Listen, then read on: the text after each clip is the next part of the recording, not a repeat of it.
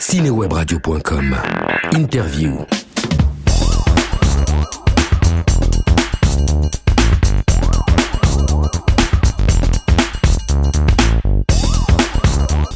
Didier Alouche, bonjour. Bonjour. L'aventure The Artist, vous avez donc suivi l'équipe et l'évolution de ce qu'on pourrait appeler un phénomène. Comment expliquez-vous que le film cartonne aux États-Unis ? N'exagérons pas, c'est pas un carton le film, au niveau audience. Le film va finir à 30 millions de dollars s'il n'a pas d'Oscar et s'il en a à 50. C'est très bien, mais c'est extraordinaire pour un film muet en noir et blanc français aux États-Unis, mais c'est pas un carton d'audience absolue, c'est pas un phénomène au niveau du public. Non, ce qui s'est passé, tout ce qui s'est passé autour du film et autour des Oscars, ça le doit à un seul homme, Harvey Weinstein. Il a fait une campagne, il a fait une sortie, il a fait toute une publicité, une promotion Oscar autour du film qui a été incroyable. C'est probablement la plus belle campagne qu'il ait jamais fait de sa vie. Et il a porté ce film à bout de bras et il l'a amené là où il est aujourd'hui. Il a fait une campagne, évidemment, Michel Zanvicius, Bérénice Bejo, Dujardin, ils ont tous joué le jeu. Ils sont allés, ils sont venus, ils sont repartis, ils sont revenus.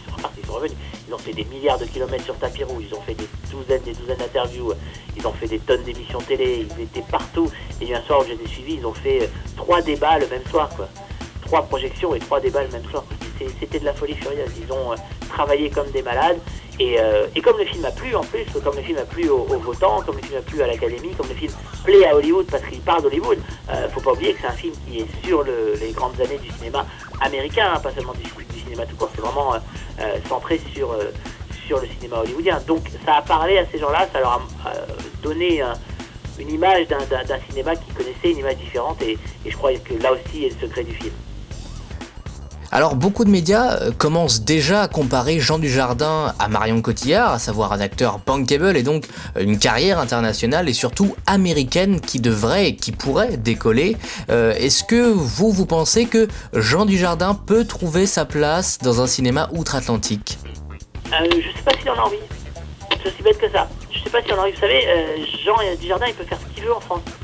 Il a une liberté totale et absolue, il a du succès, il a des... il peut produire ce qu'il veut, il peut choisir ses rôles, il peut faire écrire des films juste parce qu'il en a envie. Il a cette puissance-là, il n'a pas besoin de venir aux États-Unis, il n'a pas envie de se retrouver dans les rôles de méchants à 2 balles qu'on propose toujours aux Français ou aux étrangers quand ils ont remporté un succès aux Oscars. Regardez Christophe Waltz dans Glee Hornet, c'est pas possible, c'est une honte. Et lui, il n'a pas envie de ça lui plaît pas. Donc il a cette chance d'avoir en France le pouvoir d'attendre les bons rôles et Marion c'est pareil, elle avait pas besoin de ça, c'est juste que on lui a proposé des rôles extraordinaires aux États-Unis, Elle a quand même joué avec Michael Mann, elle a quand même joué dans aidez-moi sur le Inception de Nolan. Merci Inception, et elle a eu des propositions incroyables, donc elle a dit oui, mais elle n'avait pas besoin, elle aurait pu continuer en Europe. Ils sont dans une position, ces deux-là sont dans une position idéale, j'ai envie de dire.